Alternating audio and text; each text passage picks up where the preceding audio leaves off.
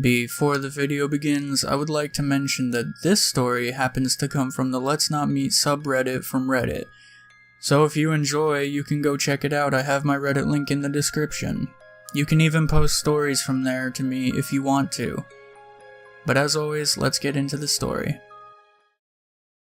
I have been reading posts on here for a few days now, and I realized that I have a story that fits in here quite perfectly.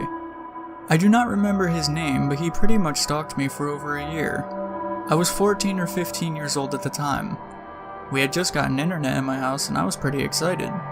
I tried this website where you could post and make comments pretty much like Reddit, just way smaller.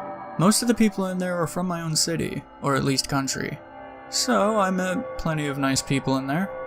The site had a chat service, and so I talked to my friends on a daily basis. There were obviously some creeps, but they usually got blocked or banned right away. After a few months, I started receiving messages from someone I didn't really know, so I just blocked him. There was nothing creepy about the messages, but he just seemed really pushy, and asked for personal information like my address and such. After a few days, I started receiving messages on AOL Messenger from an unknown sender, which was weird, but I responded. We started talking and he told me that he was from the website that I previously mentioned. I didn't really think much of it at the time, and so I just kept talking to him. When I realized it was the same person that I had blocked, I blocked him again, and went on my day without worrying. Fast forward a few weeks. I had started to receive phone calls to my cell phone from a person that says he was one of my friend's cousins, and that he saw me and asked for my number. He really just chatted. Nothing really weird about it. I started to get creeped out when I asked such a friend why she gave my number without asking, and she said that she didn't have a cousin that did anything like that. I asked my other friends because I thought maybe I got confused, but they gave me the same answer, so I proceeded to hang up every time. For a few days this worked, but then he started to call my home phone. He called me like 15 times a day, and every time he just small talk. He called me like 15 times a day, each time just being small talk. I really don't know why I didn't do anything about it or tell my parents. They knew someone called me many times a day, but assumed it was just a friend. After months of talking every day, I noticed he knew all my friends' names.